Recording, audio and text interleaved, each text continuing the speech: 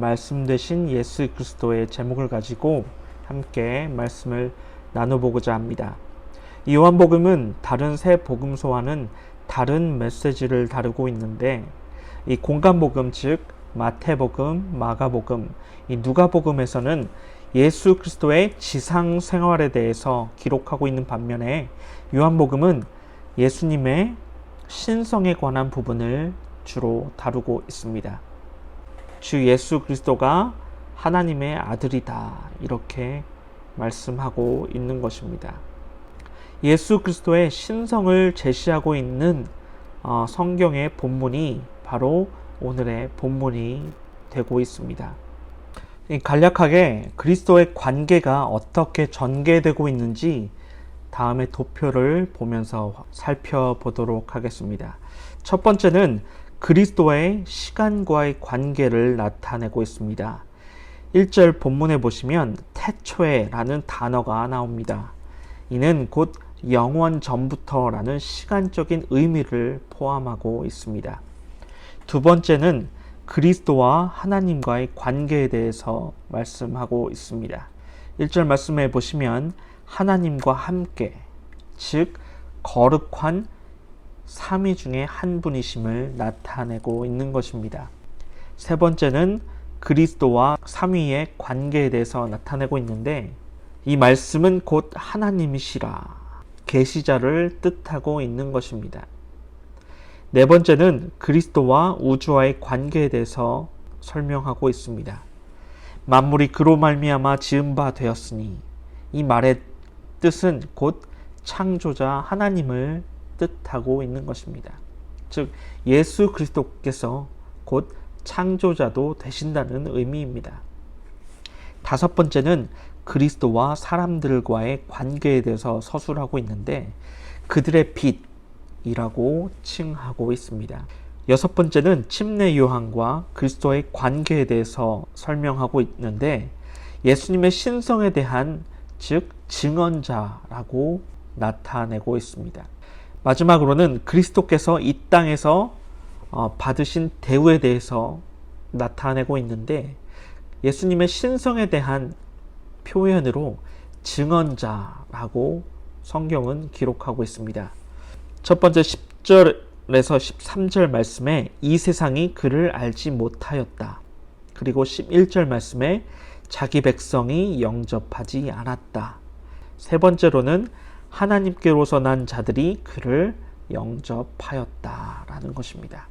이 다음은 각 복음서의 시작이 어떻게 진행되고 있는지 잠시 비교해 보도록 하겠습니다. 이 마태복음의 시작은 아브라함과 다윗의 자손 예수 그리스도의 계보라, 이렇게 기록하고 있습니다. 이 마가복음의 시작은 하나님의 아들 예수 그리스도의 복음의 시작이라. 누가복음의 시작은 우리 중에 이루어진 사실에 대하여. 우리가 함께 나눠볼 요한복음의 시작은 태초에 말씀이 계시니라. 이 말씀이 하나님과 함께 계셨으니 이 말씀은 곧 하나님이시라. 그가 태초에 하나님과 함께 계셨고 만물이 그로 말미암아 지은 바 되었으니 지은 것이 하나도 그가 없이는 된 것이 없느니라. 아멘. 요한복음은 다른 공관복음과는 달리 도입 구절이 많이 다르게 시작하고 있습니다. 요한복음을 쓴 저자 사도 요한은 다른 공관복음의 제자들과는 달리 다윗의 자손이나 사람의 아들로서가 아니라 하나님의 아들로서 직접 그리스도를 언급하면서 본문을 시작하고 있습니다. 그러므로 요한복음의 증언과 기록 목적을 말씀드리자면, 어떠한 신학 사상이나 그리고 교리, 그리고 윤리, 도덕, 이 교양이나 이 종교 의식과 같은 이러한 것들이 전혀 아니었습니다.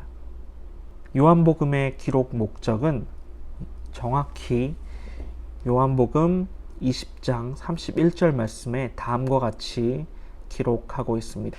예수께서 하나님의 아들 그리스도이심을 믿게 하려 함이요 또 너희로 믿고 그 이름을 힘입어 생명을 얻게 위함이라.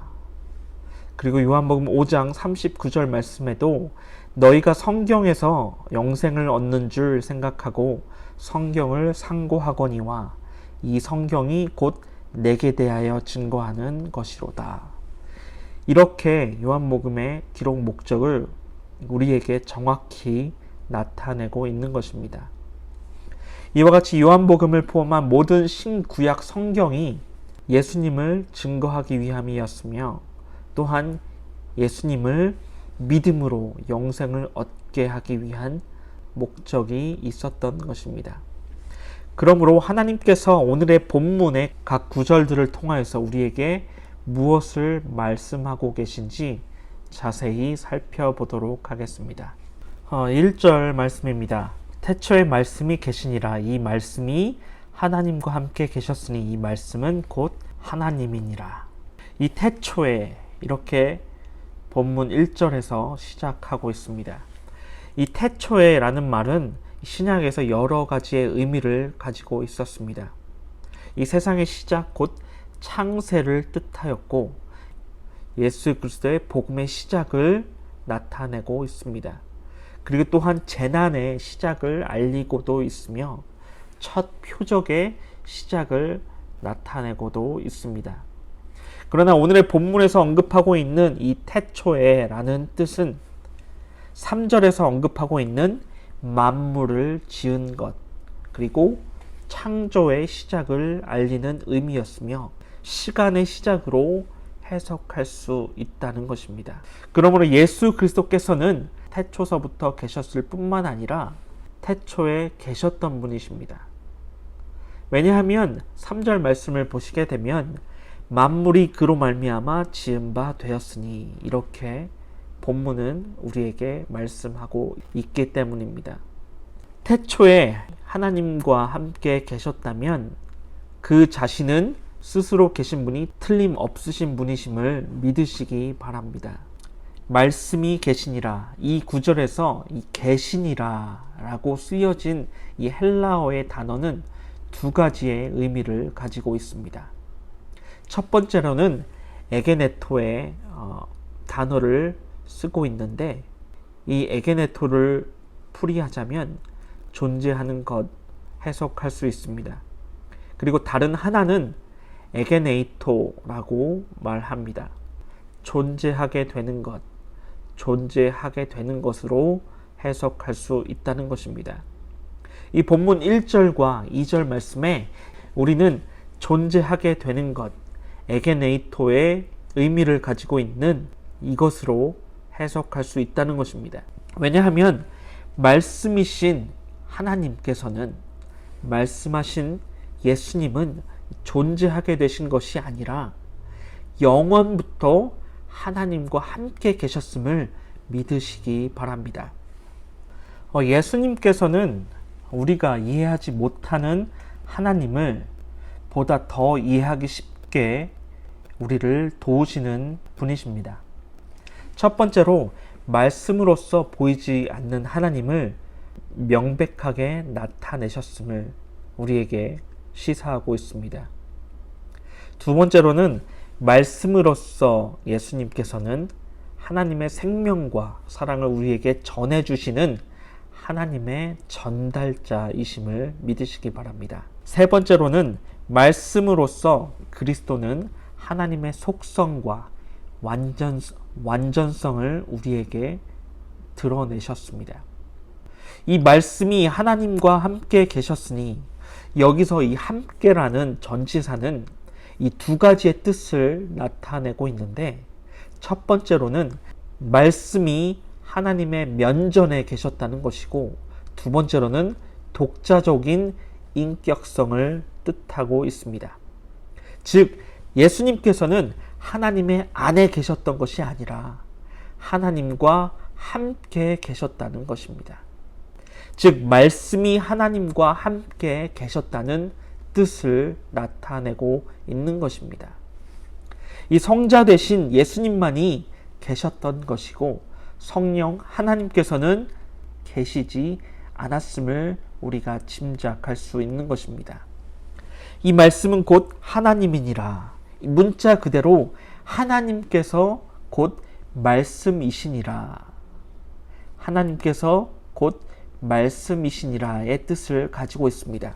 우리가 그리스도의 거룩한 영광에 대해서 이 부정확한 개념을 갖지 않도록 하기 위해 성령 하나님께서 우리에게 직접 말씀하신 부분이심을 믿으시기 바랍니다. 2절 말씀입니다. 그가 태초에 하나님과 함께 계셨고, 여기서 말하는 이 그가의 뜻으로는 말씀을 말하고 계신 것입니다. 이 존재하기 시작하신 것이 아니라 이미 스스로 존재하셨음을 우리에게 말씀하시고 계셨다는 것입니다. 우리가 이 부분에서 생각해 봐야 할 질문이 있습니다. 이것은 바로 하나님의 존재에 대해서, 그분의 인격과 성품에 대하여서 어떠한 개념을 갖고 있는 것인지 하는 질문입니다. 우리 인간은 하나님의 존재에 대해서 전혀 알지 못하였습니다. 이 자연은 하나님에 대해서 철저하게 숨기고 있는데, 오직 예수 그리스도뿐만이 하나님이 누구이신가, 예수 그리스도께서 하나님이 누구이신지에 대해 우리에게 직접 말씀하시고 계시다는 것입니다. 요한복음 14장 9절 말씀에 나를 본 자는 아버지를 보았다, 이렇게 우리에게 말씀하시고 계시다는 것입니다. 3절 말씀을 함께 보도록 하시겠습니다. 만물이 그로 말미암아 지은 바 되었으니 지은 것이 하나도 그가 없이는 된 것이 없느니라. 이렇게 3절 말씀에 그리스도의 절대적인 신성에 대해서 우리에게 말씀하시고 계십니다. 이 창조의 역사는 그로 말미암아, 즉 예수 그리스도에서부터 시작되고 있는데, 이 창조는 하나님께서만이 하실 수 있는 영역입니다.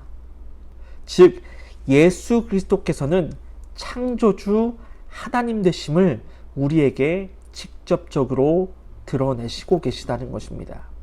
만물이 그로 말미암아 지은 바 되었으니, 우리가 이 부분에서 주목해야 할 부분이 있는데, 그리스도는 만물 이전에 계셨던 그대로 영원하신 분으로서 만물을 창조하셨으며, 그리고 전능하신 전능자 하나님 되셨음을 우리에게 직접 말씀하시고 계시다는 것입니다. 이 4절 말씀에 그 안에 생명이 있었으니 이 생명은 사람들의 빛이라. 이 4절 말씀은 3절 말씀과 논리적으로 이어지고 있습니다. 우리는 4절 말씀에서 이 생명이란 단어를 정확하게 이해해야 할 것입니다. 그러면 우리가 생명이란 단어를 이해하기에 앞서 다음과 같은 질문을 던질 수 있어야 할 것입니다. 피조물의 생명은 하나님 안에 있음을 믿으십니까? 이러한 질문입니다. 왜냐하면 우리는 그를 힘입어 살며 기동하며 있기 때문인 것입니다. 이 생명이란 단어를 우리가 헬라어로 함께 보도록 하겠습니다. 이 헬라어로서 이 조에라고 말하고 있습니다. 즉 조에는 영적인 생명을 의미하고 있다는 것입니다. 그런데 우리가 이 생명이란 단어를 더 정확하게 이해하기에 앞서 모든 생명을 포함하는 뜻으로 해석되어져야 한다는 것입니다.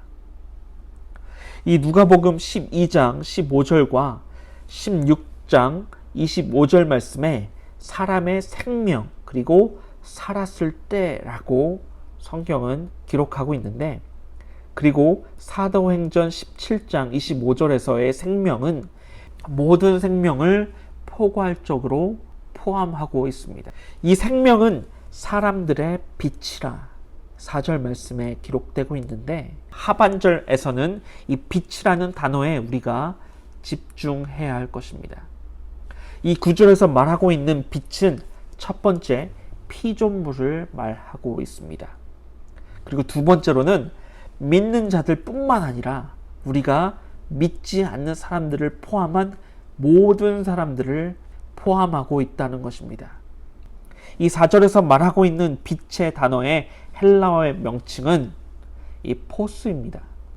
앞에서 빛을 영적인 의미로 해석하였다면 우리가 이 부분에서는 좀 더 넓은 의미에서 보게 됐을 때에 빛은 영적인 의미에서 국한되지 않는 것이며 모든 사람들을 포함한 뜻을 가지고 있다는 것입니다. 5절 말씀을 함께 보도록 하겠습니다. 빛이 어두움에 비추되 어두움이 깨닫지 못하더라. 이 앞서 이 4절에 이어서 5절 말씀은 그리스도에 대한 거룩한 명칭이 사용되고 있는데 1절에서는 말씀이란 단어를 사용하였고 그리고 3절에서는 만물을 지은 자 그리고 4절 말씀에서는 생명 그리고 5절에서는 빛으로 말하고 있습니다. 이 헬라어 성경에서는 이 5절 말씀을 다음과 같이 번역하였는데 어둠 가운데 빛이 나타났으나 어둠은 그것을 감지하지 못하였다. 이러한 해석은 우리의 인간의 타락의 결과를 알려주고 있다는 것입니다. 이 세상은 모든 사람들을 창조자의 빛에 비춰줬음을 믿으십니까? 그러나 자연인은 이 빛을 무시하며 거부하고 있다는 것입니다. 그리해서 인간은 결과적으로 어둠 가운데 빠지게 되었다는 것이죠. 요한복음 3장 19절 말씀에 빛보다 어둠을 더 사랑한다. 이 여기서의 어둠은 캄캄하고 가망 없는 것을 의미하고 있습니다. 깨닫지도 감지하지도 못하고 있음을 우리에게 말씀하고 계시다는 것입니다. 6절 말씀을 보시겠습니다. 하나님께로서 보내심을 받은 사람이 났으니 이름은 요한이라. 1절에서 5절 말씀에서는 앞서 언급한 내용에 즉 하나님이신 말씀으로부터 오신 예수 그리스도를 말씀하고 계십니다. 그리고 6절 말씀에 예수 그리스도보다 앞서 온 선지자 침례 요한이라는 사람을 소개하고 있습니다. 7절 말씀을 보시겠습니다. 저가 증거하러 왔으니 곧 빛에 대하여 증거하고 모든 사람으로 자기를 인하여 믿게 하려 함이라. 이 침례 요한은 빛에 대하여 증거하기 위해서 이 땅에 온 선지자였습니다. 우리는 하나님께서 직접 빛을 증언하시기 위해 이 요한을 이 땅에 보내셨다는 것은 기극으로 다른 쪽으로 해석할 수 있습니다. 하지만 이 빛은 어둠을 감췄다는 의미를 가지고 있습니다. 이 정확하게 어둠을 설명하기 위해선 이 빛 대신 예수님을 알지 못하였다. 이렇게 해석할 수 있다는 것입니다. 그리하여서 하나님께서는 빛에 대하여 예수 그리스도에 대한 증거를 하시기 위해 요한을 보내셨다는 것입니다. 이 저가 증거하러 왔으니 이 말씀의 뜻은 요한이 선포자의 임무를 수행하기 위해 왔다는 것입니다. 요한은 자신의 의견을 말한 것이 아니라 자신이 진리라고 말하는 진리라고 믿는 빛의 예수 그리스도를 증거하려는 것입니다. 이것은 하나님의 영이 허락하실 때에 나타나는 메시지로서 예수 그리스도께서는 그에 대하여 그가 영광을 나타내리라. 요한복음 16장 14절에 이렇게 말씀하셨습니다. 8절 말씀을 보시겠습니다. 그는 이 빛이 아니요 이 빛에 대하여 증거하러 온 자라. 요한은 자신이 빛이 아니었음을 8절 말씀에서 직접 나타내고 있습니다. 왜냐하면 생명과 마찬가지로 이 빛은 오직 하나님 안에서만 있는 것으로서 하나님으로부터 멀리 있는 사람은 구원받지 못하는 어둠 가운데 있기 때문입니다.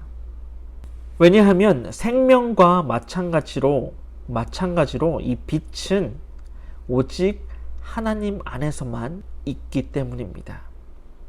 하나님으로부터 멀리 있게 된 사람은 구원받지 못하는 어둠 가운데 있기 때문입니다. 9절 말씀을 함께 보도록 하겠습니다. 찬 빛, 곧 세상에 와서 각 사람에게 비치는 빛이 있었나니. 이 라일이라는 주교는 자신의 저서인 요한복음 강해에서 이 참 빛에 대해 4가지로 설명하고 있습니다. 첫 번째는 미혹하지 않은 빛으로 이 참빛 대신 그리스도인을 뜻하고 있습니다. 두 번째는 참빛으로 그리스도는 확실한 빛을 말하고 있습니다. 세 번째로는 참빛으로 그리스도는 태양으로부터 달로부터 파생된 빛이 아니라는 것이었습니다. 마지막으로 참빛으로 예수 그리스도는 탁월한 빛이라는 것을 말하고 있습니다. 10절 말씀을 보시겠습니다.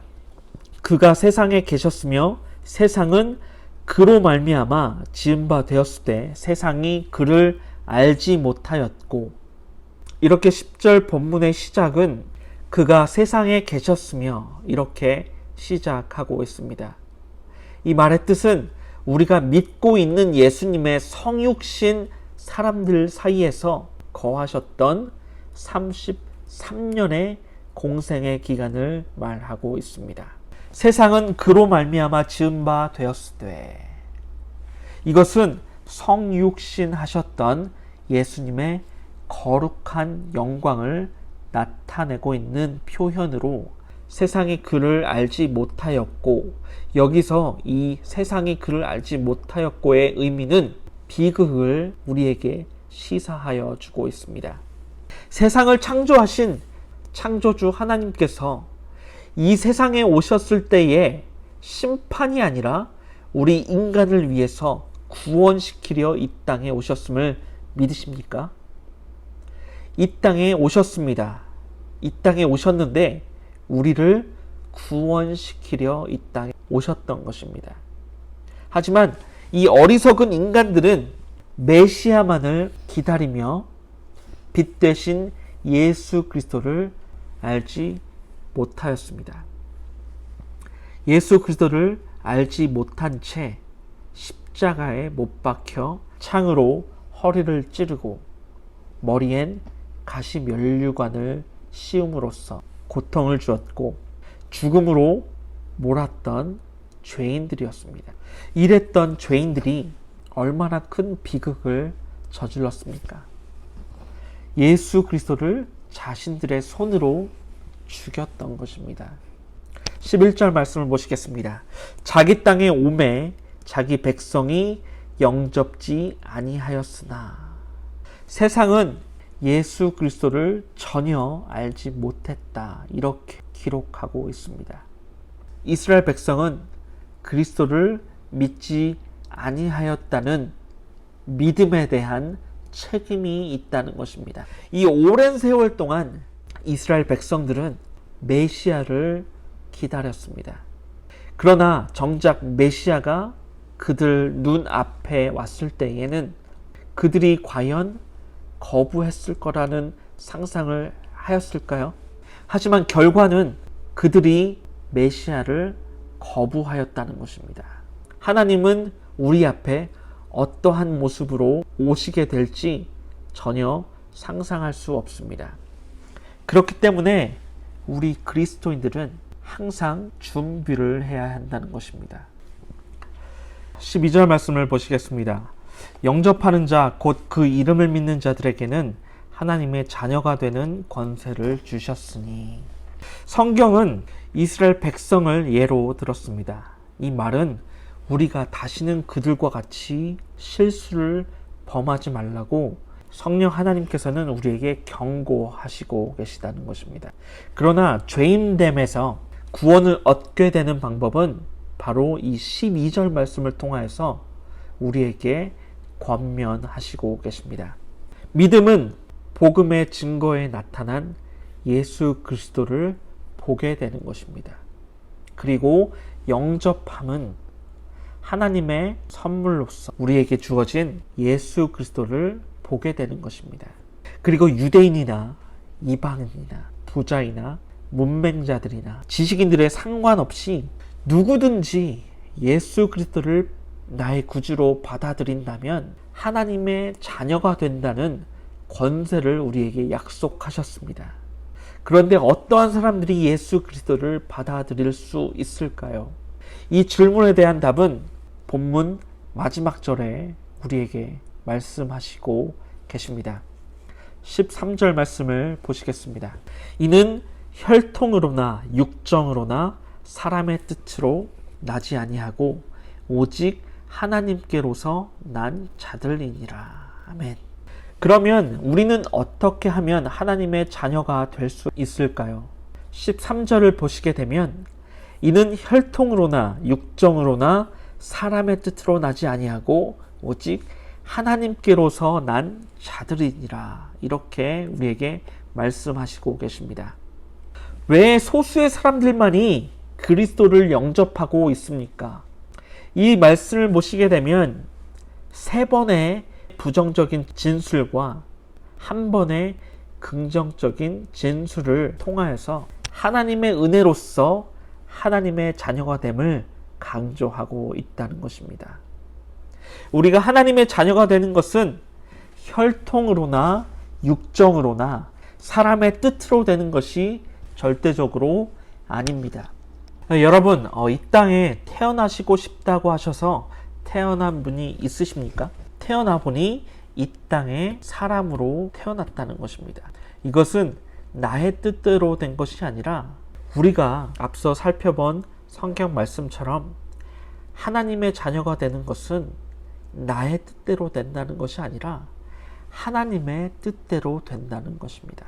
우리가 어느 날 예수 그리스도를 믿는다고 해서 교회로 모인 것이 내가 선택하고 내가 예수를 믿게 되어 나온 것이 아니라 주님께서 우리를 낳으셨다는 것입니다. 우리의 마음에 이 생명력 있는 말씀을 적용시키기 위해서 성령 하나님으로부터 우리를 완벽하게 사용하신다는 것입니다. 하나님께서는 우리를 낳으시기 위해서 큰 해산의 고통을 가지셨습니다. 그 고통을 제대로 알게 될 때에 우리가 예수 그리스도를 믿고 있는 이 사실이 천하를 주고도 얻을 수 없는 귀한 복의 되심을 믿으시기 바랍니다. 그런데 이러한 복음이 전해지지 않고 종교적인 문화로 흐르다 보게 되면 예수님을 믿어주고 내가 나의 정성으로만 바친 것으로 보이게 비추게 된다면 이것은 교회와는 절대로 상반되는 사설 종교단체가 된다는 것입니다. 이러한 자들이 바로 하나님과 전혀 상관없는 사람들입니다. 이 마태복음 7장 21절부터 23절에 자주 나오는 단어가 있는데 그것은 주여, 주여라는 단어입니다. 바로 이 주여, 주여 하는 자와 같은 것으로서 나 자신은 주님을 믿는다고 하지만 주의 이름으로 선지자 노릇이나 하고 많은 권능을 보인다 할지라도 정작 나를 아셔야 할 분이 하나님이신데 그 하나님께서 정작 나를 몰라보신다는 것입니다. 하나님께서는 우리를 낳기 위하셔서 어떻게 하셨습니까? 누가복음 11장 보시게 되시면 예수님께서는 벙어리 귀신을 쫓아내시게 되는데 그때 사람들이 귀신의 힘을 빌려서 한다고 예수님을 비난하였습니다. 그때에 예수님께서는 무엇이라고 말하셨습니까? 누가복음 11장 21절로 22절 말씀입니다. 강한 자가 무장을 하고 자기 집을 지킬 때에는 그 소유가 안전하되 더 강한 자가 와서 저를 이길 때에는 저의 믿던 무장을 빼앗고 저의 재물을 나뉘느니라. 이렇게 말씀하시고 계십니다. 우리는 이미 우리의 힘으로 빠져나올 수 없는 죄인이었습니다. 그런데 이 죄인된 소나기에서 누가 우리를 쥐고 있습니까? 사탄이 우리를 쥐고 있기 때문에 우리가 이 사탄의 소나기에서 벗어나기 위해선 예수 그리스도를 나의 구주로 영접해야 된다는 것입니다. 우리 스스로 예수님을 영접할 수 없게 된다는 것입니다. 그런데도 영접하는 자가 있다면 그 사람이 바로 강한 자보다 더 강한 자가 된다는 것입니다.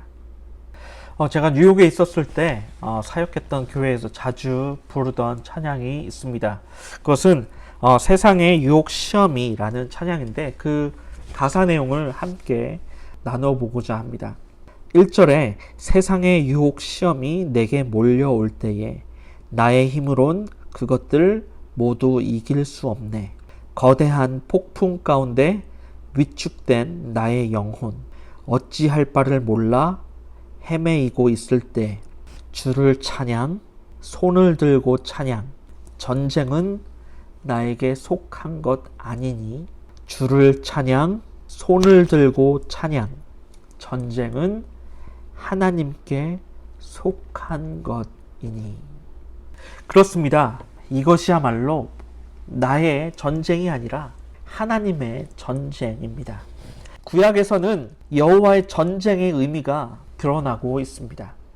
인간이 싸우지만 하나님께서 인간을 조정하시고 계시다는 것입니다.